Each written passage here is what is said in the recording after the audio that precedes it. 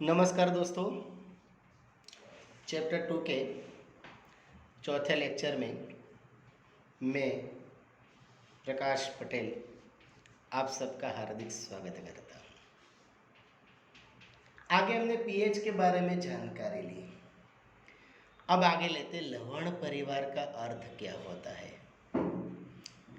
लवण क्या होता है तो हमने इतना तो सीखा था दोस्तों कि जब अम्ल की क्षारक के साथ अभिक्रिया कर दी जाए तो उनमें से लवण एवं पानी बनता है। इस प्रक्रिया को तनुकरण कहते हैं। ये लवण जो है वास्तव में अम्ल और क्षारक में से ही बनते हैं।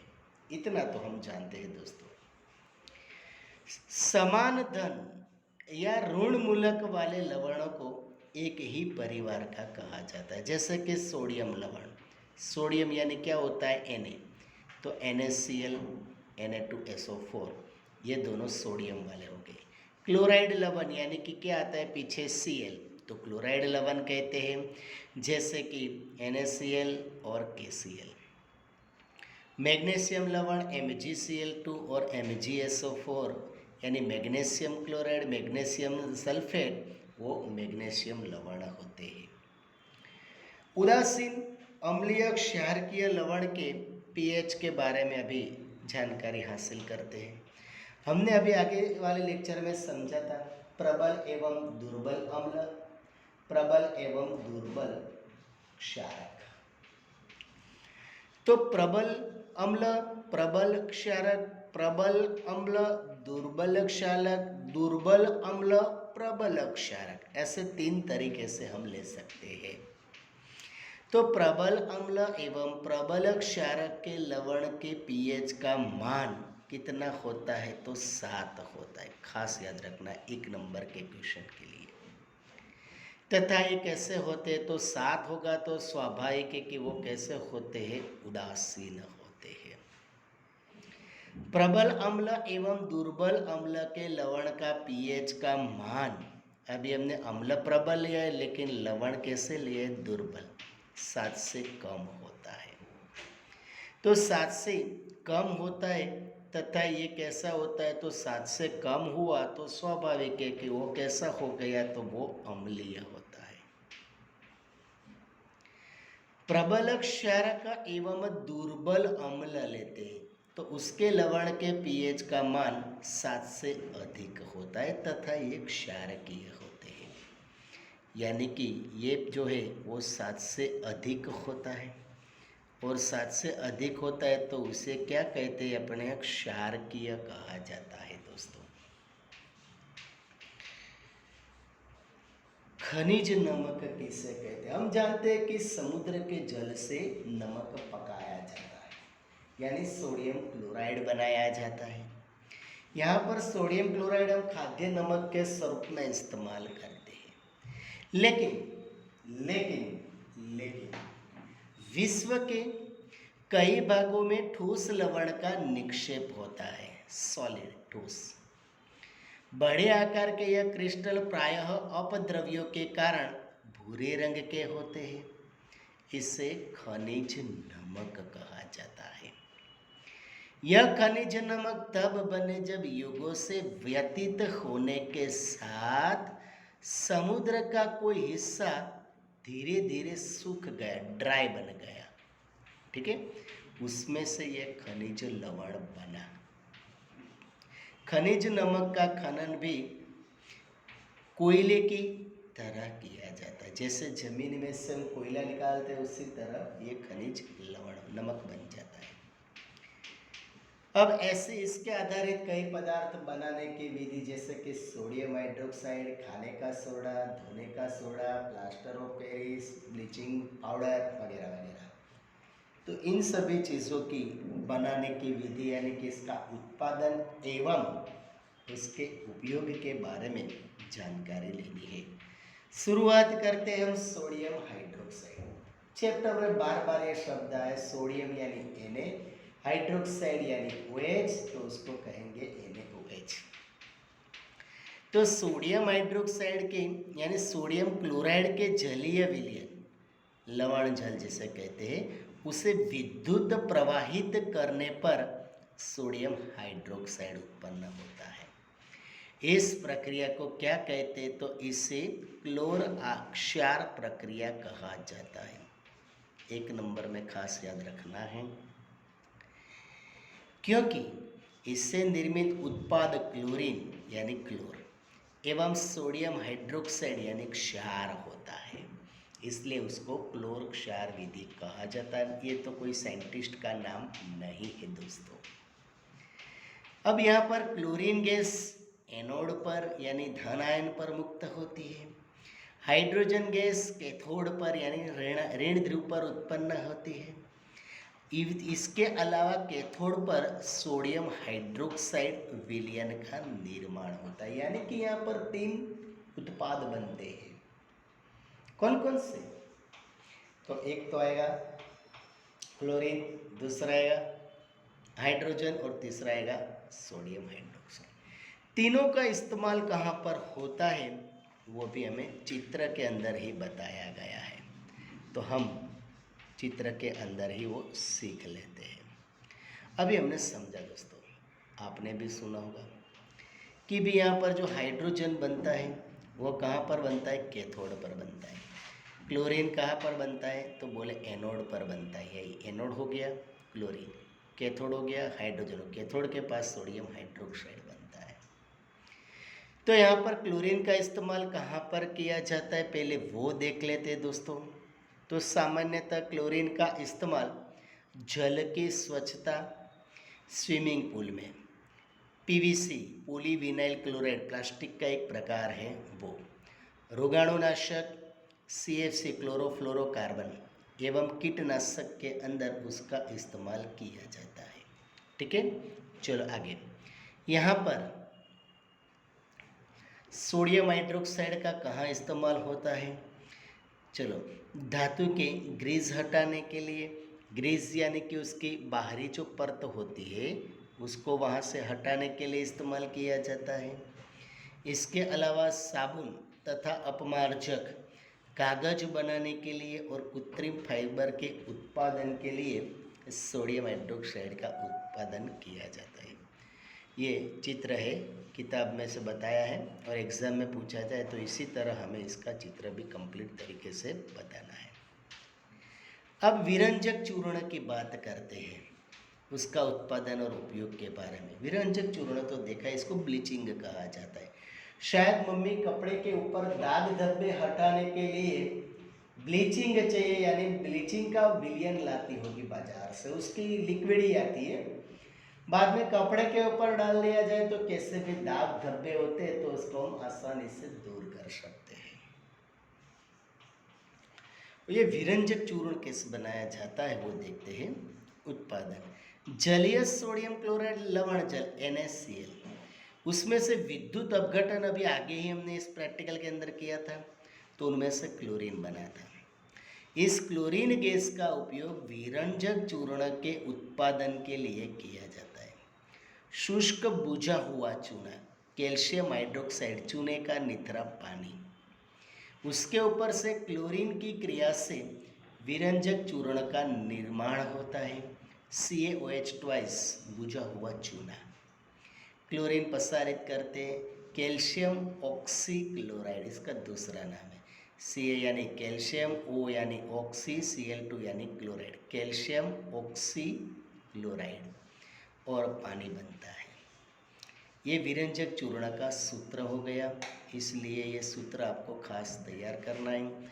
1 नंबर में विरंजक चूर्ण का सूत्र अलग भी आ सकता है। ठीक है, इसका उपयोग वस्त्र उद्योग में सूती एवं लिनन कपड़े का एक प्रकार आता है जो फिलहाल लोग ज़्यादा इस्तेमाल करते हैं वो, इसके विरंजन के लिए कागज की फैक्ट्री में लकड़ी के मज्जा एवं लॉन्ड्री साफ करने के कपड़ों के अंदर इसका इस्तेमाल कर दिया जाता है। जब कागज बनाया जाता है तो लकड़ी में से बनता है, तो कागज येलो कलर का होता है, पीला, उसका पीलापन दूर करके उसको एकदम वाइट बनाने के लिए किसका इस्तेमाल किया जाता है? तो विरंजन चूर्ण का इस्तेमाल किया जाता है। कई रासायनिक उद्योग में एक उपचायक के रूप में उपयोगी है।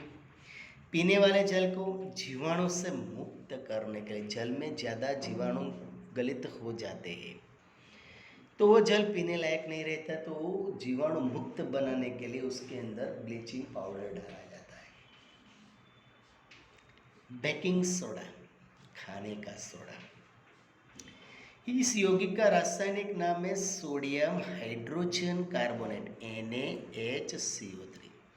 किसी सूत्र के पीछे केवल CO3 लगे ना तो अपने उससे कार्बोनेट कहते हैं, लेकिन HCO3 लगे ना तो उसको बाइकार्बोनेट भी कहा जाता है, यानी कि इसका नाम सोडियम बाइकार्बोनेट भी है, सोडियम हाइड्रोजन कार्बोनेट भी है, बेकिंग सोडा भी है।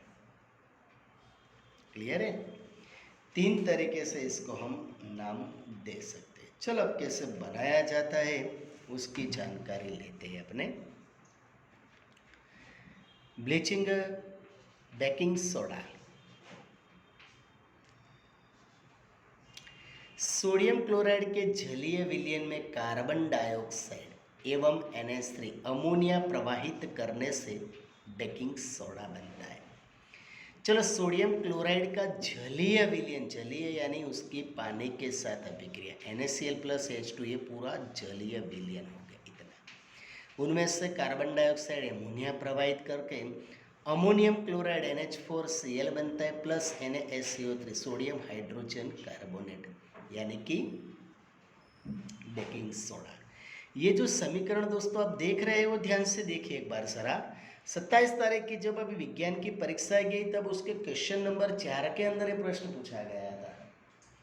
उसमें लिखा था कि सोडियम क्लोराइड की जलीय विलयन में से कार्बन डाइऑक्साइड एवं अमोनिया प्रवाहित करने से अमोनियम क्लोराइड एवं सोडियम हाइड्रोजन कार्बोनेट बनता है। ये समीकरण लिखिए और संतुलित कीजिए।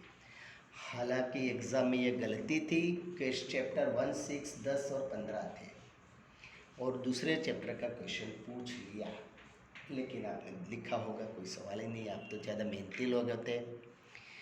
यह एक दुर्बल असंक्षारक क्षारीय लवण है। खाने पकाते समय उसे जब गर्म कर दिया जाता है, NaSCO3 गर्म किया तो Na2CO3 सोडियम कार्बोनेट बनता है प्लस H2 और CO2 अलग हो जाता है। बेकिंग पाउडर बनाने में जो बेकिंग सोडा एवं टार्टरिक अम्ल जैसा एक मंद खाद्य अम्ल का मिश्रण होता है, जबकि बेकिंग पाउडर को गर्म या जल के साथ मिलाया जाए तो NaSCO3 plus H plus gives CO2 plus H2 plus अम्ल का सोडियम लवण बनता है।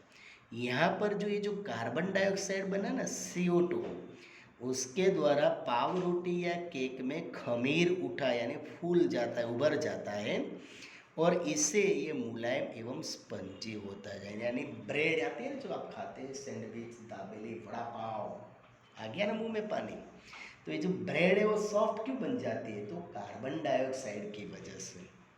बेकिंग सोडा का खमीर उठाया जाता है, गर्म कर दो तो मुलायम एवं स्पंजी बन जाता है। सोडियम हाइड्रोजन कार्बोनेट भी एंटीसिड का एक संघ घटक है। क्षारीय होने के कारण यह पेट में अम्ल की अधिकता को उदासीन करके राहत पहुंचाता है, इसलिए इनोफ्रूट सॉल्ट के अंदर इसको मिलाया जाता है। इसका उपयोग सोडा अम्ल एवं अग्निशामक में भी किया जाता है। ये खाने का सोडा था। अब धोने के सोडे की बात करते हैं। सूत्र है उसका Na2CO3 × 10H2। Na2CO3 sodium carbonate 10 यानी डेका, H2 यानी hydrate, sodium carbonate Deka hydrate. Baking soda को गर्म करके सोडियम कार्बोनेट प्राप्त हो सकता है। यहाँ पर हमने बेकिंग सोडा को गर्म किया, सोडियम कार्बोनेट H2 और CO2 बना, वही समीकरण यहाँ पर है, देख सकते हैं आप। ठीक है। अब इस सोडियम हाइड्रोजन कार्बोनेट के पुनः क्रिस्टलीकरण से धोने का सोडा प्राप्त होता है। यह भी एक क्षारकीय लवण होता है। Na2CO3 plus 10H2 gives Na2CO3 × 10H2। इसका उपयोग कहाँ किया जाता है? तो सोडियम कार्बोनेट का उपयोग खास करके कांच, साबुन एवं कागज उद्योग में किया जाता है। उसकी बनाने की विधि में इसका ज़्यादातर इस्तेमाल किया जाता है दोस्तों। और आगे इसके अलावा दूसरा कहाँ पर इसका इस्तेमाल होता है वो भी साथ साथ देख लेते दोस्तों।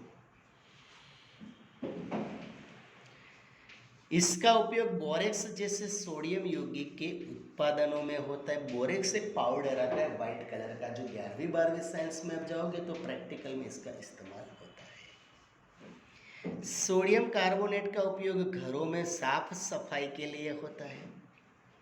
जल की स्थायी कठोरता हटाने के लिए इसका उपयोग किया जाता है, यानी साबुन एवं डिटर्जेंट में ये धोने का सोडे का इस्तेमाल किया जाता है, यानी धोने वाले पदार्थ में इस्तेमाल करते हैं।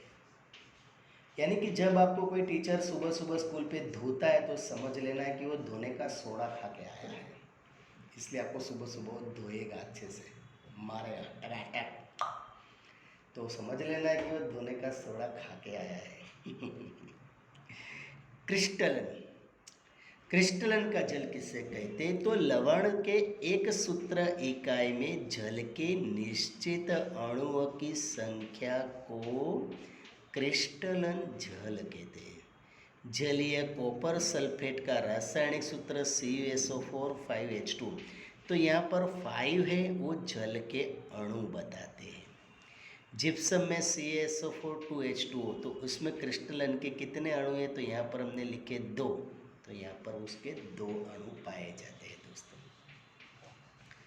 Plaster of Paris calcium sulphate अर्ध हाइड्रेट या तो Hemy hydrate, CaSO4 into half को अर्ध कहेंगे या तो फिर उसको हेमी भी कह सकते हैं। इसका उत्पादन और उपयोग कैसे किया जाता है उसकी बात करते हैं। पहले उत्पादन देखते हैं। तो जिप्सम, आगे हमने जिप्सम देखा था मिट्टी में pH में CaSO4 इंटू 2H2O। तो जिप्सम को 373 केल्विन पर गर्म करने पर यह जल के अणुओं का त्याग कर देता है और उनमें से कैल्शियम सल्फेट हेमीहाइड्रेट बनता है। CaSO4 इंटू 2H2 गर्म करते, इसलिए यहाँ पर क्या लिखते हैं अपने? ऊष्मा, गर्मी, तापमान। CaSO4 into half H2O plus 1.5 H2O, 1.5 H2O बनेगा। ये जिप्सम हो गया, POP हो गया। POP यानी प्लास्टर ऑफ पेरिस। जब आप लोग घर पे सीलिंग बनाते हो ना, तब पापा बोलते हैं POP की बनानी है ये वो, तो वहाँ पर POP यानी प्लास्टर ऑफ पेरिस हो गया। अब POP एक सफ़ेद चूर्ण है, पाउडर, जो जल से मिलाने पर ये पुनः जिप्सम बनकर कठोर ठोस पदार्थ प्रदान करता है। CaSO4, उसके अंदर POP बनाने वाले पानी डाल दिया तो CaSO4 इंटू 2H2 वापिस जिप्सम बन गया। ये रहा अपना जिप्सम, हो गया। टूटी हुई हड्डियों का सही जगह पर स्थिर रखने के लिए POP का उपयोग कर दिया, जाने कि आप जहाँ रोड पे कहीं कहीं नखरे करते, लोग इकट्ठे होकर आपको पीटते हैं अच्छे से, या तो फिर गाड़ी से गिर जाते हैं तो हड्डी बड्डी टूट जाती है। तो डॉक्टर ऑपरेशन करके हड्डी को तो जोड़ देता है, लेकिन वो हड्डी को जोड़ने के लिए 1.5-2 महीने लगते हैं, इसलिए हाथ या पैर के ऊपर वो वाइट कलर का पाउडर चूर्ण लगा देता है भिगा हुआ। उसको क्या कहते हैं? फ्रैक्चर कहते हैं, तो उसको प्लास्टर बोला जाता है। ये जो प्लास्टर बनाते हैं ना, उसके अंदर POP इस्तेमाल किया जाता है। POP का उपयोग खिलौना बनाने में, सजावट का सामान एवं सतह को चिकना बनाने के लिए किया जाता है। अभी गणेश चतुर्थी चल रही है, तो गणपति जी की मूर्ति पहले POP की बनती थी, जो पानी में अविलय होने के कारण अभी मिट्टी की इको फ्रेंडली गणपति आ गए हैं। आपने तो घर पे लाया होगा तो शायद पता भी होगा। दांत के चोखे पर फरमा बनाने के लिए, आप दांत सब टूट जाते हैं अपने दादा दादी के, तो उसका जो चोखा बनाते हैं ना, तो उसका फरमा बनाने में POP का इस्तेमाल किया जाता है। प्रयोगशाला में साधनों को वायुरोधक, यानी कि वायु लीकेज न हो, ऐसे वायुरोधक के लिए इसका इस्तेमाल किया जाता है। तो यहाँ पर हमारा चैप्टर 2 परिपूर्ण होता है दोस्तों। आराम से चौपड़े में लिखना है, आप अच्छे से लिख सको और अच्छे से काम कर सको, इसलिए मैंने ये पूरा चैप्टर चौपड़े में अलग अलग पेन का इस्तेमाल करके मस्त लिख के बनाया है। केवल आपके लिए ही मैंने मेहनत की है, तो आप भी करना थोड़ी मेहनत। हो सके तो रंगीन पेन लाइएगा, वरना ब्लू से लिख दो तो भी चलेगा, नो प्रॉब्लम, लेकिन मस्त अक्षर से आराम से लिखना। मेरा अक्षर हालांकि बहुत अच्छे नहीं है, लेकिन आप अच्छे अक्षरों से लिखिए, ऐसी मेरी गुजारिश है। ठीक है। साथ ही साथ तैयार तो करना है, क्योंकि एग्ज़ाम जब आएगी तो उसकी तैयारी ज़रूरी है। ठीक है दोस्तों, नेक्स्ट लेक्चर में मिलते हैं, तब तक के लिए अलविदा, tata, bye bye and see you.